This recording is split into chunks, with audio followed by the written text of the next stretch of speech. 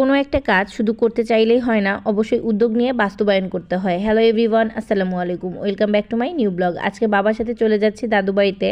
এর যাওয়ার একটা রিজন ছিল, সেটা হচ্ছে কিছু বাঁশ কালেক্ট করা। আমার দাদু বাড়িতে অনেকগুলো বাঁশঝাড় আছে আমাদের, আর সেখান থেকে কিছু বাঁশ কালেক্ট করব। দাদু বাড়িতে গিয়ে চাচাতো ভাইকে দিয়ে অনেকগুলো বাঁশ কাটালাম, আর সেগুলো খুব যত্ন সহকারেই কেটে দিচ্ছিল, আর আমি পছন্দ করে দিচ্ছিলাম এইটা কাট ওইটা কাট। কোনো একটা কাজ উদ্যোগ নিয়ে বাস্তবায়ন করাটা সবার জন্য সম্ভব হয় না।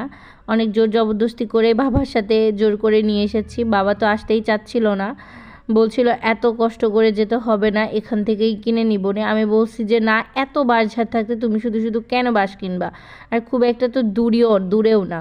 তো যাই হোক, তারপরে তো বাঁশ কালেক্ট করলাম। আর আমার দাদু বাড়ির পাশে একটা খুব সুন্দর নদী আছে, আর সেই নদী থেকে এত সুন্দর বাতাস আসতেছিল, আমার তো থেকেই যেতে ইচ্ছে করছিল, নৌকা নিয়ে ঘুরতেও ইচ্ছে করছিল, কিন্তু না, সময় নেই, কালকে বাসায় মিস্ত্রি আসবে।